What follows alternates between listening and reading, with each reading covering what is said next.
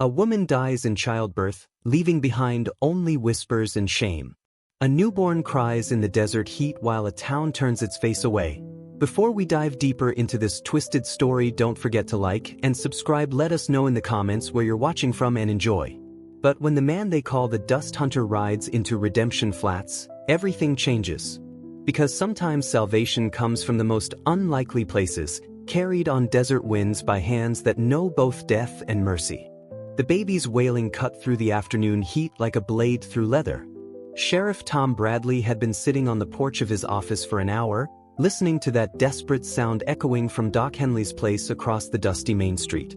3 days now since Lily Santos had died, bringing her bastard child into the world. And 3 days that infant had been crying like his lungs might burst. Bradley shifted his weight in the wooden chair, the badge on his vest catching the harsh Arizona sun. Nobody wanted the Santos baby. Couldn't blame them, really. Times were hard enough in Redemption Flats without taking on the burden of raising some dead woman's mistake. Especially when that woman had been living with the Apache for 2 years before showing up pregnant and half-dead from fever. The sound of approaching hooves made Bradley look up from his contemplation. A lone rider was coming down the main street, moving slow and deliberate through the shimmering heat waves. Even at a distance, Bradley recognized the silhouette. Tall in the saddle, wearing a long duster coat despite the heat, hat pulled low to shadow his face. The horse was a big roan stallion that looked like it could run for days without tiring. Marcus Reed. The Dust Hunter. Bradley's hand instinctively moved toward his gun, then stopped. Reed wasn't wanted for anything in Arizona territory, at least nothing that could be proven. But the man's reputation followed him like buzzards followed carrion. They said he could track a man across solid rock, that he'd brought in more bounties than any hunter in the territory. They also said he'd killed more men than cholera and showed about as much mercy. Reed rode straight to Doc Henley's office and dismounted with the fluid grace of someone who'd spent more time in the saddle than on the ground. His boots hit the dirt with barely a sound despite the heavy spurs. Bradley watched as the Dust Hunter tied his horse to the hitching post and stood for a moment, listening to the baby's cries coming from inside the building. "Reed," Bradley called out, rising from his chair. "What brings you to Redemption Flats?" The Dust Hunter turned, and Bradley got his first clear look at the man's face. Deep-set gray eyes that seemed to see everything and reveal nothing. Weathered skin marked by years of desert sun and wind. A scar running from his left temple to his jaw, courtesy of an Apache war club according to the stories. Most unsettling was the complete stillness about him, like he was carved from the same stone as the mesas that surrounded the town. "Heard there was a child," Reed said, his voice rough as sandpaper. "One nobody wants." Bradley felt his stomach clench. "Now, Marcus, that baby ain't your concern. Doc's been caring for him best he can, but the woman died in sin and the child, well, you know how folks feel about mixed blood." Reed's eyes narrowed slightly. Mixed blood? His mama lived with the Apache before she died. Could be the father was one of them. Bradley tried to keep his voice reasonable. "You can see why folks are hesitant to take him in." The baby's crying intensified, as if the infant could sense the conversation outside. Reed turned toward the sound, his hand resting on the worn grip of his Colt .45. For a moment, Bradley thought the bounty hunter might draw on him, but instead Reed pushed open the door to Doc Henley's office and stepped inside. Doc Henley was a small, nervous man who'd come to Redemption Flats 5 years earlier to escape gambling debts in San Francisco. He looked up from his desk as Reed entered, his face going pale as desert bones. "Mr. Reed," Henley stammered, rising quickly. "I didn't expect. That is, what can I do for you?" Reed ignored the question, his attention focused on the wooden crate that had been converted into a makeshift cradle near the window.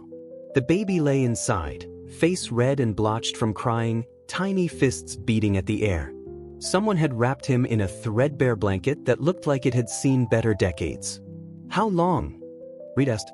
3 days since his mother died," Henley replied, wringing his hands. "I've been trying to care for him, but I'm not. I don't know much about babies. Been feeding him sugar water mostly, but he's getting weaker." Reed approached the crate slowly, his spurs jingling softly with each step. The baby's crying faltered as if the infant sensed a new presence. When Reed looked down into the crate, the child's dark eyes fixed on his face with an intensity that seemed impossible for something so small. "What was her name?" Reed asked. "The mother. Lily Santos. She showed up about a week ago, already in labor and burning with fever. Apache had found her wandering in the desert and brought her to the edge of town." Henley's voice shook slightly. "She died without saying much of anything. Never told us who the father was or what she wanted for the child." Reed reached down and lifted the baby from the crate. The infant was lighter than he'd expected, all sharp bones and loose skin. The crying stopped instantly, replaced by a silence so profound that Henley held his breath. "He's dying," Reed said matter-of-factly. "I've been doing my best," Henley protested. "But without a wet nurse, without proper milk, there's only so much I can do." Reed cradled the baby against his chest, his large hands supporting the tiny head with surprising gentleness. The child made soft mewing sounds, no longer crying but clearly distressed. For a moment, something flickered across Reed's weathered features. Pain, maybe, or recognition. "He needs more than sugar water," Reed said. "I know that," Henley replied defensively. "But nobody in town will help. They think the child is cursed, born from sin. Mrs. Patterson won't even let me near her cow for milk." The door burst open and Sheriff Bradley stepped inside, followed by Mayor Williams and 3 other town council members. All of them looked nervous, sweating in the afternoon heat and from something more than just the temperature. "Reed," Mayor Williams said, trying to sound authoritative. "We need to talk." The dust hunter didn't turn around, his attention still focused on the baby in his arms. "About what?" "About that child. We know you've got a reputation for taking on difficult situations. But this isn't a bounty. This isn't your business." Now Reed did turn, and the look in his gray eyes made the mayor take a step backward. "Whose business is it then? Yours? The good people of Redemption Flats?" Councilmember Harrison cleared his throat. "Now, see here, Reed. It's not that we don't care about the child, but there are circumstances. His mother was, well, she wasn't exactly respectable. And there's the question of his parentage." "What question?" Reed's voice dropped to barely above a whisper, but it carried clearly through the small office. "Well, she lived with the Apache," Williams said. "Could be the father was an Indian. You can understand why folks are reluctant to." Reed's free hand moved to his gun so fast that Bradley barely saw it happen. The Colt was out and leveled at Williams' chest before anyone could blink. "You're saying this child should die because you think his father might have been Apache?" Reed's voice was deadly calm.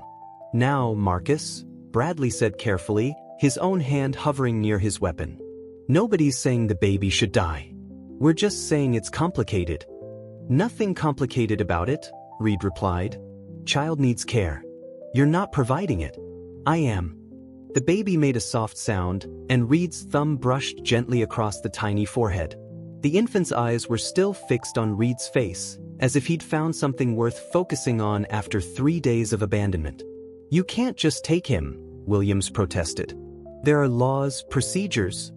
"What law says a baby should starve while good Christians debate his bloodline?" Reed interrupted. "What procedure covers letting a child die because his mother made inconvenient choices?"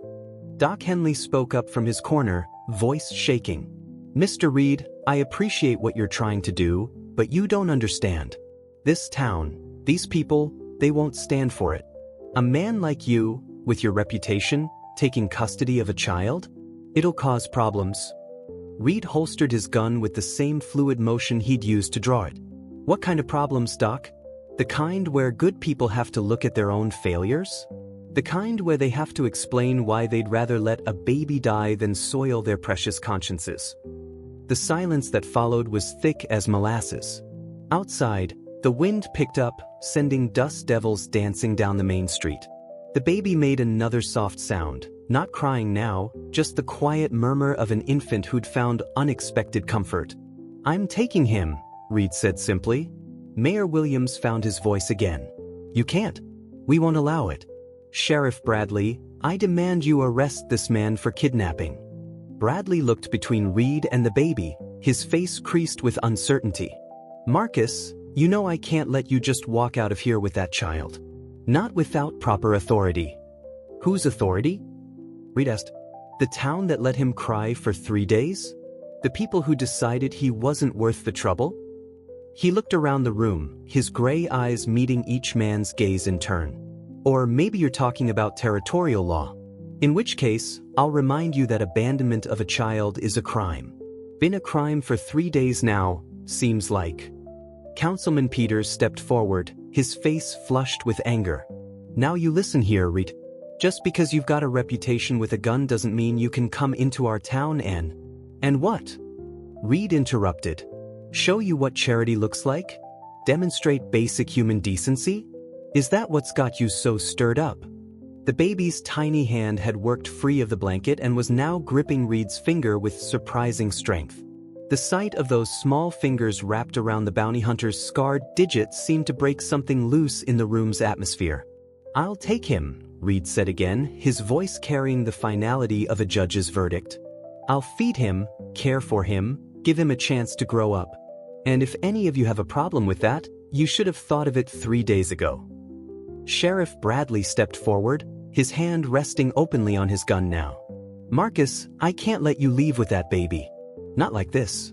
There'll be questions, investigations. The territorial marshal will get involved." "Good," Reed replied. "Let him come. Let him ask why a town full of Christians couldn't find room in their hearts for one abandoned child." He moved toward the door, cradling the baby carefully. The infant had fallen asleep in his arms, tiny chest rising and falling with the steady rhythm of trust. None of the men moved to stop him, though whether from conscience or fear was hard to say. At the doorway, Reed paused and turned back to face the assembled group. "His name's Gabriel," he said quietly. "Gabriel Santos Reed. And he's under my protection now." The ride to Reed's camp took 2 hours through terrain that would have challenged most riders. But his roan stallion knew the way, picking its path carefully through the arroyos and mesas that made up the Badlands south of Redemption Flats. Gabriel had remained quiet throughout the journey, wrapped securely in Reed's coat and held close to the bounty hunter's chest. Reed's camp was hidden in a canyon between 2 red rock formations, invisible from any direction unless you knew exactly where to look. A natural spring provided water, and the canyon walls offered shelter from both the elements and unwanted visitors. It was the kind of place a man could disappear into and never be found, which had made it perfect for Reed's purposes over the past 3 years. He'd built a small cabin against the north wall, using timber he'd hauled in from the mountains to the east. The structure was simple but solid, with a stone fireplace and windows that could be shuttered against sandstorms. It was the home of a man who valued function over comfort, built to last but not necessarily to impress. Reed dismounted carefully, still holding Gabriel close. The baby stirred at the movement but didn't wake, his tiny face peaceful in a way that made something twist painfully in Reed's chest. How long had it been since he'd held a child like this? How many years since he'd felt the weight of complete trust in his arms? Inside the cabin, Reed lit a lamp with one hand while keeping Gabriel secure with the other. The warm light flickered across the walls, revealing details that spoke of a man more complex than his reputation suggested. Bookshelves lined one wall, filled with everything from dime novels to medical texts. A violin case sat on a table beside maps of the territory. This wasn't the den of a heartless killer. This was the retreat of someone trying to make sense of a world that had stopped making sense long ago. Gabriel made a soft sound, and Reed's attention snapped back to the immediate problem. The child needed feeding, and Reed had no more idea how to manage that challenge than Doc Henley had. The baby needed milk, and Reed was fresh out of mother's. He settled into a chair near the fireplace, Gabriel still cradled in his arms, and tried to think. The nearest source of fresh milk was the Patterson Ranch, but Mrs. Patterson had made her feelings clear about helping with the Santos baby. The general store in town might have canned milk, but returning to Redemption Flats so soon would be asking for trouble. Gabriel's eyes opened, dark and serious, and fixed on Reed's face with that intense focus that only infants possessed. For a moment, neither moved. Then the tiny mouth opened, and instead of crying, Gabriel made a soft cooing sound that seemed to echo through the cabin like music.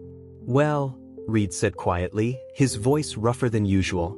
"I guess it's just you and me now, boy." The words triggered a memory so sharp and sudden that Reed nearly gasped aloud. Another baby, another time, another voice saying almost the same words. But that had been different.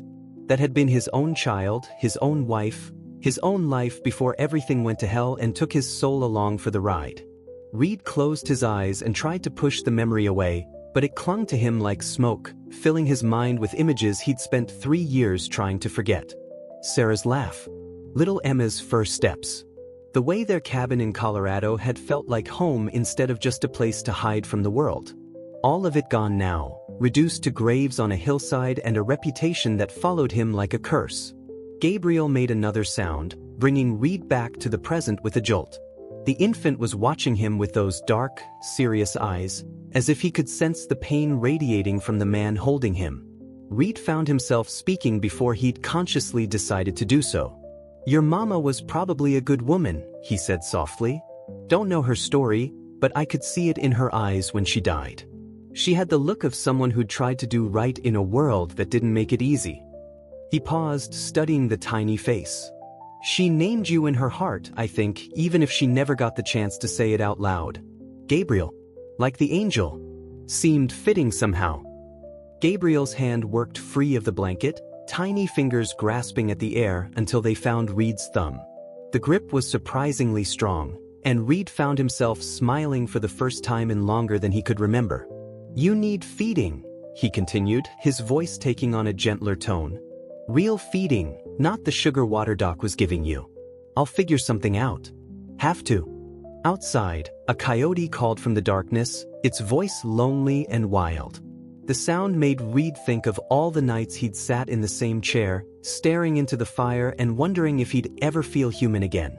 Now, with this unexpected burden in his arms, he felt something stirring that he'd thought was dead and buried. Reed rose from the chair, still cradling Gabriel carefully, and moved to his supplies. He found some hardtack and jerky, neither of which would help a baby. In his saddlebags, he discovered a small amount of sugar and a clean cloth.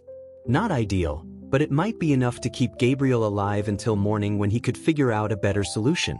He'd seen Apache women feed infants with similar mixtures when mother's milk wasn't available. It wasn't perfect, but it was better than nothing. As he worked one-handed to prepare the sugar water, Reed found himself talking to Gabriel again, his voice filling the silence of the cabin in a way it hadn't been filled for years. "I'm not good at this," he admitted, stirring sugar into warm water from his canteen. "Haven't been around babies in a long time. But I figure between the two of us, we might manage to keep you alive until you're old enough to fend for yourself." Gabriel watched him work, dark eyes tracking Reed's movements with surprising focus. When Reed dipped a clean cloth into the sugar water and offered it to the infant, the tiny mouth latched on immediately, sucking desperately at the makeshift feeding cloth. "That's it," Reed murmured, relief evident in his voice. "Not exactly what you need, but better than nothing." As Gabriel fed, Reed found his mind wandering back to the scene in Redemption Flats. The horrified looks on the townspeople's faces when he'd claimed the baby. Sheriff Bradley's uncomfortable questions about his reputation. The way they'd all looked at him like he was some kind of monster for showing basic human decency. They didn't understand, of course. How could they? They saw Marcus Reed, the dust hunter, the man who'd tracked down more wanted criminals than any bounty hunter in the territory. They saw the killer, the lone wolf who worked alone because decent folks couldn't stomach his methods. What they didn't see was the truth. That Marcus Reed had become those things because the world had taken everything good from his life and left him with nothing but skill with a gun and an intimate knowledge of how cruel men could be to each other. Gabriel finished feeding and immediately fell asleep in Reed's arms, his tiny body relaxed and trusting. Reed returned to his chair and began the gentle rocking motion that seemed to come naturally, as if his body remembered what his mind tried to forget. "Samuel," he said after a long moment, then stopped himself. Samuel had been his son's name, the boy who'd died with his mother in Colorado 3 years ago. This child deserved his own name, his own chance at life. "Gabriel Santos Reed," he said instead. "That's who you are now. My responsibility, whether the world likes it or not." Outside, The wind picked up, sending sand skittering across the canyon floor and moaning through the rock formations. The sound was familiar and almost comforting, the voice of the desert that had become Reed's only companion over the past 3 years. But now there was another presence in the cabin, another heartbeat sharing the space he'd thought would always be empty. Gabriel made a contented sound and nestled closer to Reed's chest, his breathing settling into the deep rhythm of infant sleep. Reed continued rocking, afraid to move and disturb this fragile peace. For the first time since Colorado, he felt something other than numbness or rage. It wasn't happiness, he wasn't sure he'd ever feel that again, but it was something. Hope, maybe, or purpose. As the night deepened around them, Reed found himself making plans. Gabriel would need proper milk, which meant swallowing his pride and approaching Mrs. Patterson again, or finding another source. The baby would need clothes designed for infants, not just scraps of blanket. He'd need warmth and safety and all the things that a child required to grow strong and healthy. But more than that, Gabriel would need protection from the people of Redemption Flats, who saw his very existence as an affront to their sense of moral order. They'd be back, probably with territorial authorities, lawyers, or whatever power they could muster to tear Gabriel away from the only person who'd shown him genuine care.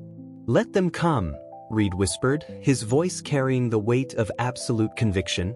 But now, holding this sleeping child in his arms, the phrase carried a different meaning. It wasn't just defiance anymore. It was a promise, a vow that he would protect Gabriel Santos Reed with everything he had, regardless of what it cost him. The fire crackled in the hearth, sending dancing shadows across the cabin walls. Somewhere in the distance, an owl hooted its lonely call to the stars. And in the rocking chair by the fireplace, a man who'd been running from his past for 3 years finally stopped long enough to consider what his future might look like. It wouldn't be easy. Nothing about this situation would be simple or safe or comfortable. But as Reed looked down at Gabriel's peaceful face, he realized that easy wasn't what mattered anymore. What mattered was this child, this responsibility, this chance to do something right in a world that had gone so terribly wrong. "I'll keep you safe," Reed promised, his voice barely above a whisper. "Whatever it takes, whatever they throw at us, I'll keep you safe." Gabriel slept on, unaware that his life had just been claimed by a man the world called a killer, but who might just be the closest thing to a guardian angel that fate was willing to provide. Dawn was still hours away, but Reed continued rocking, planning, preparing for the battles he knew were coming. Because the good people of Redemption Flats were right about one thing. This wasn't over. Not by a long shot. The territorial marshal arrived on a Tuesday morning like a dust storm rolling across the desert. Marshal Benjamin Cross was a weathered man with steel-gray hair and eyes like chips of flint, the kind of lawman who'd earned his reputation by being thorough, fair, and absolutely relentless when it came to upholding territorial law. He rode into Redemption Flats with 2 deputies and a saddlebag full of legal documents, and his first stop was Mayor Williams' office.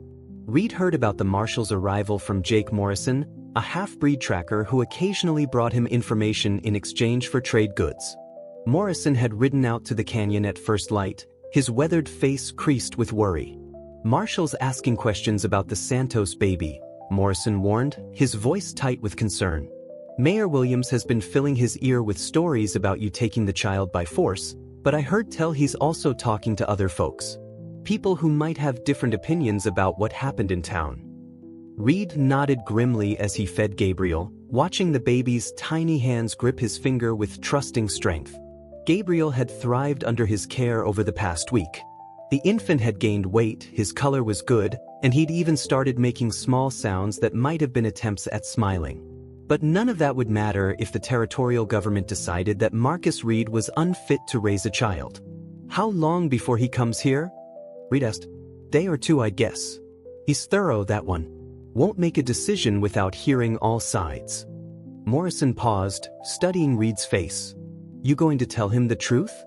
The question hung in the air between them like smoke from a dying fire.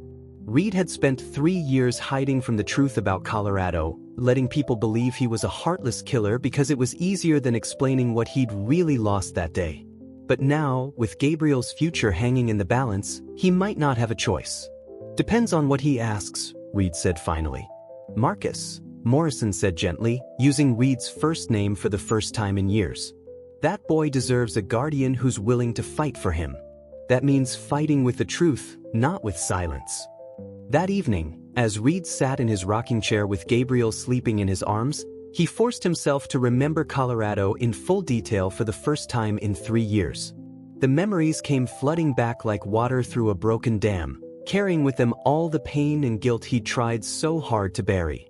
It had been late autumn when the letter had arrived, carried by a rider who'd tracked Reed to his cabin in the Rockies. His brother-in-law, David Cross, Marshall Cross's cousin as it turned out, though that connection had only become clear later, had been trying to establish a ranch near Denver with his wife Helen and their daughter Lucy. But cattle rustlers had been hitting isolated spreads throughout the territory, and David had asked Reed to come help with security, knowing that Reed had experience dealing with outlaws. Reed had been 2 days too late. He'd arrived at the Cross Ranch to find the house burned to the ground and 3 graves freshly dug behind what had been the barn. David, Helen, and little Lucy. All dead. All buried by neighbors who'd found the bodies and done what needed doing before the scavengers could get to them. But that wasn't the worst part. The worst part was the 4th grave, the one marked with a simple wooden cross that read, Sarah Reed and Emma Reed, beloved wife and daughter. Because Reed's own family had been there when the rustlers came. Sarah had traveled to the Cross Ranch with their 2-year-old daughter to help Helen with the new baby she was expecting, planning to surprise Reed when he arrived. Instead, Reed had found his wife and child buried in unfamiliar ground, killed by men he'd never seen, died while he was still 2 days' ride away, believing they were safe with family. The rage that followed had consumed him like wildfire. He tracked the rustler gang for 3 weeks, following their trail across 2 territories until he'd found their hideout in a box canyon near the New Mexico border. What happened there wasn't murder. It was justice served with a fury that frightened even Reed himself. 8 men, all dead by his hand, their bodies left for the buzzards and the desert wind. When he'd returned to civilization, the stories had already started. Whispers about Marcus Reed's vengeance, about the man who'd wiped out an entire gang single-handedly. But somehow in the telling and retelling, the details had gotten twisted. The dead rustlers became innocent settlers. The avenging husband became a cold-blooded killer. The truth became a lie that followed him everywhere he went. He'd never bothered to correct the stories. What was the point? His family was still dead. The pain was still there, eating at him from the inside like acid. Let people think what they wanted. At least their fear meant they left him alone with his grief. But now Gabriel's soft breathing reminded him that solitude wasn't an option anymore. Now he had someone depending on him, someone who needed him to be more than just a broken man hiding from his past. Marshall Cross arrived at the canyon Thursday morning, accompanied by 1 deputy and carrying a leather satchel that probably contained enough legal documents to bury Reed in bureaucratic red tape.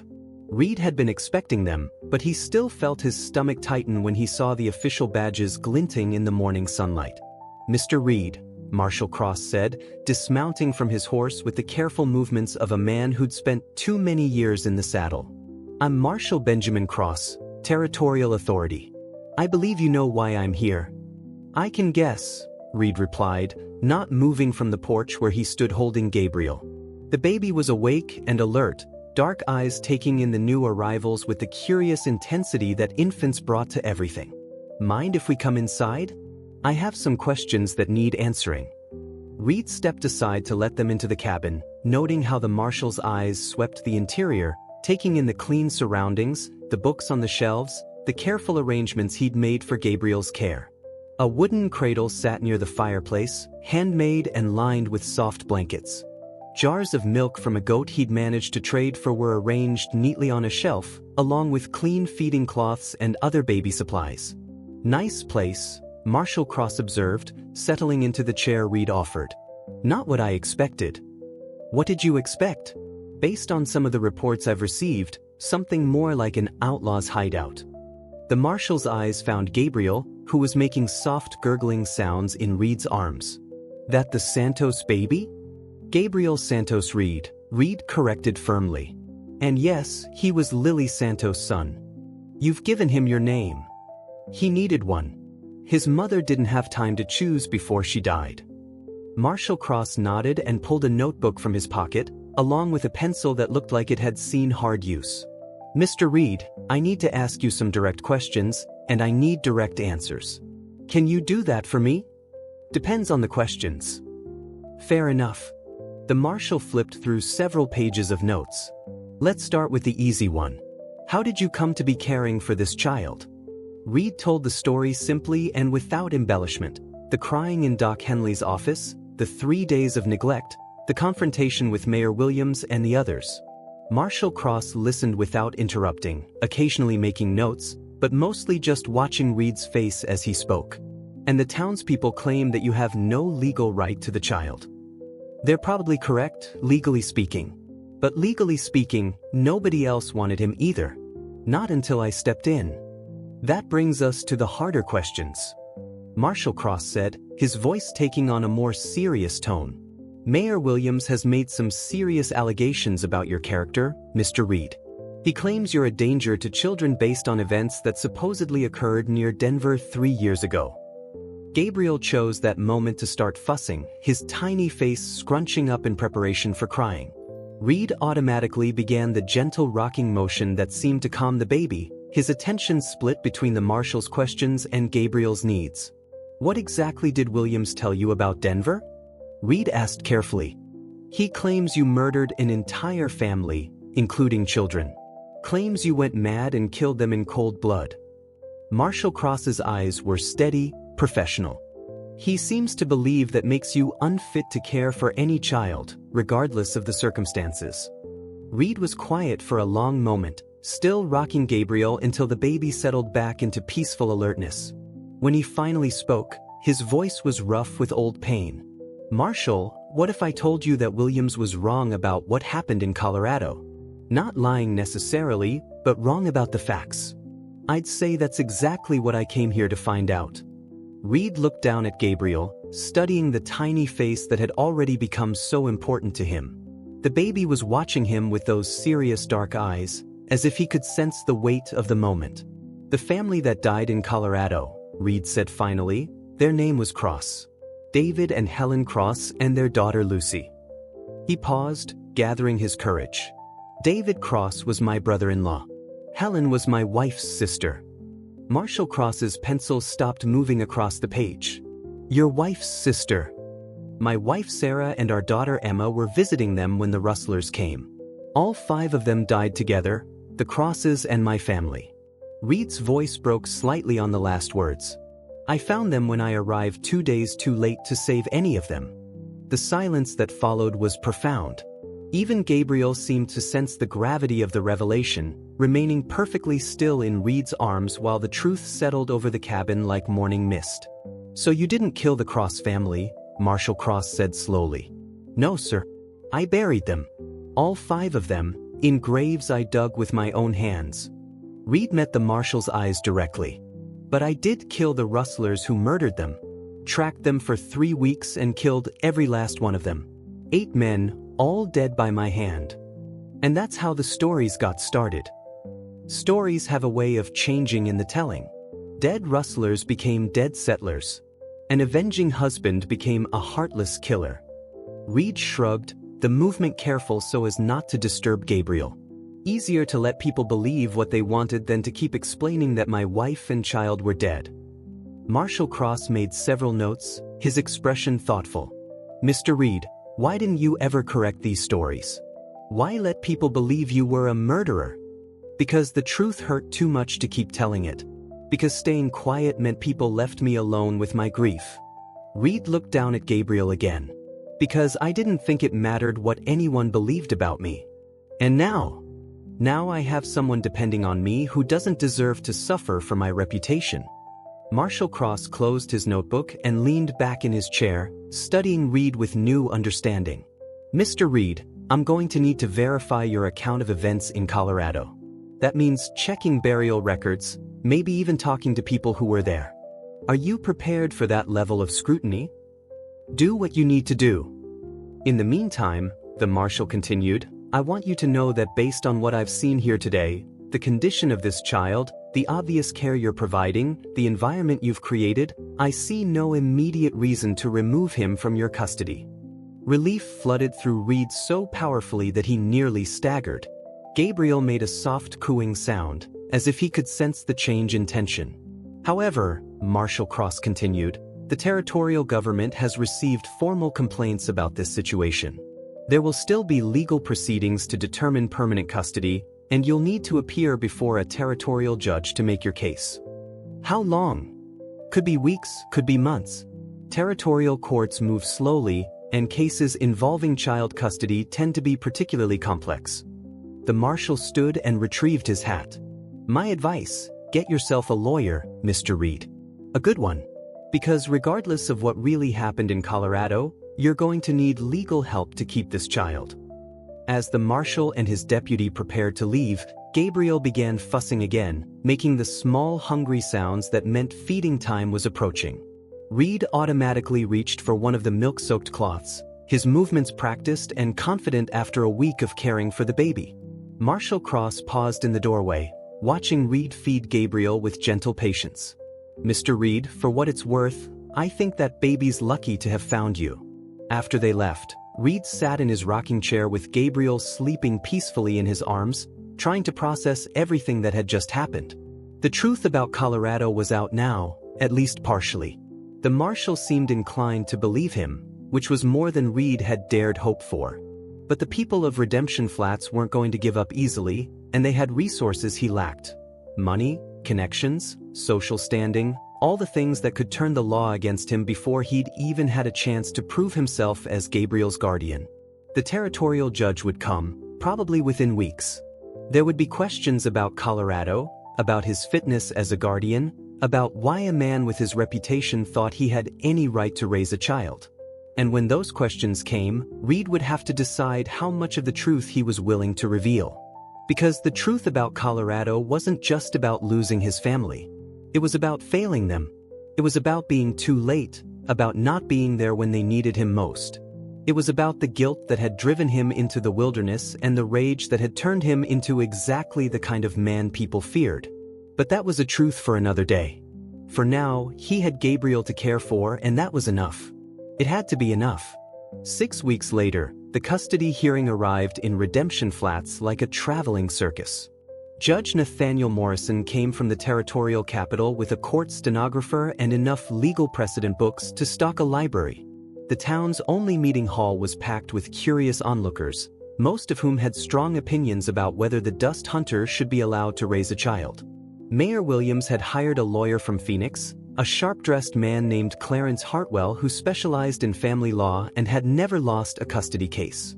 Reed's lawyer was Jake Morrison, the half-breed tracker who'd studied law before circumstances had driven him to scouting. Morrison wasn't polished like Hartwell, but he understood frontier justice and had a reputation for tenacity that rivaled Reed's own. For 3 days, the hearing dominated every conversation in Redemption Flats. Hartwell painted Williams and the town council as concerned citizens trying to save an innocent child from a dangerous killer. Morrison focused on the simple truth. When everyone else had walked away from a dying baby, one man had stepped forward. Mrs. Patterson testified that Gabriel had been near death when Reed found him, too weak to cry properly and showing signs of severe malnutrition. Marshal Cross confirmed that Reed had never murdered settlers, but had lost his own family in Colorado and tracked down their killers. Doc Henley, under oath, admitted that he'd been unable to properly care for Gabriel and that the baby would likely have died without intervention. Williams' testimony crumbled under cross-examination when Morrison forced him to admit that neither he nor anyone else in the town council had made any effort to help Gabriel during those crucial 3 days. When pressed about why the town had suddenly developed such concern for the child's welfare, Williams could only mumble about proper procedures and social standing. The most powerful testimony came from Reed himself. When asked why he'd taken Gabriel, his answer was simple: because he needed someone, and nobody else cared enough to step up. When Hartwell pressed him about what kind of life he could provide for a child, Reed's response was equally direct: the kind where he knows he's wanted, where he doesn't cry alone while good people walk past and pretend they don't hear him. But the final test came when Judge Morrison observed Gabriel with both potential guardians. In Mayor Williams' arms, the baby cried desperately, his small body rigid with distress. The moment Reed took him back, Gabriel stopped crying and relaxed completely, tiny fingers finding Reed's thumb and gripping it with instinctive trust. Judge Morrison's decision was swift and decisive. Custody is awarded to Marcus Reed. This court finds that Mr. Reed has demonstrated both the ability and the willingness to provide proper care for this child. Furthermore, the evidence shows that Gabriel Santos Reed, and yes, Mr. Reed, this court recognizes your legal adoption of the boy, has formed a clear bond with his guardian that would be cruel and unnecessary to break. The judge looked around the packed meeting hall, his stern gaze settling on Mayor Williams and the town council. Let this serve as a reminder that Christian charity is measured not by words or intentions, but by actions. When this child needed help, only one person in this entire community stepped forward. That person has earned the right to raise him. That evening, Reed sat on his porch with Gabriel sleeping peacefully in his arms, watching the sunset paint the canyon walls in shades of gold and crimson. The baby had grown significantly in the weeks since Reed had taken him from Doc Henley's office. His cheeks were full now, his color healthy, and he'd started making sounds that might have been attempts at laughter. "Well, son," Reed said quietly, his voice carrying easily in the desert stillness. "Looks like it's official now. You're a Reed, whether the world likes it or not." Gabriel made a soft cooing sound in his sleep, and Reed smiled, something that still felt strange on his weathered features. For the first time since Colorado, he was looking forward to tomorrow instead of just enduring it. The wind picked up, carrying the scent of sage and distant rain across the Badlands. Somewhere in the distance, a coyote called to its pack, and the sound no longer seemed lonely to Reed. It sounded like home. "Your mama would be proud," Reed whispered to the sleeping child. "She brought you into this world fighting, and that's exactly what you did. Fought until someone heard you, someone cared enough to answer." As full darkness settled over the canyon, Reed carefully carried Gabriel inside and placed him in the handmade cradle. The baby stirred slightly but didn't wake, secure in the knowledge that he was safe and wanted and loved. Reed sat in his chair by the fireplace, listening to the gentle sounds of Gabriel's breathing and the crackle of burning wood. For 3 years he'd lived with nothing but memories and regrets. Now he had something more precious than gold, a future worth fighting for. Tomorrow would bring new challenges. Gabriel would need schooling eventually, and there would be questions about his mixed heritage as he grew older. The people of Redemption Flats might never fully accept either of them, and there would always be those who remembered the stories about the Dust Hunter and wondered what kind of man really lay beneath the legend. But tonight, none of that mattered. Tonight, there was just a man and a child, bound together by circumstances that had seemed like tragedy but had turned into something like grace. The desert wind sang its ancient song through the canyon walls, and for the first time in years, Marcus Reed fell asleep listening to something other than the echoes of his own grief. In the cradle beside his chair, Gabriel slept the peaceful sleep of the truly safe, dreaming whatever dreams come to babies who know they are loved unconditionally. And in the flickering light of the dying fire, the shadows on the cabin walls looked less like ghosts and more like promises of all the tomorrows yet to come.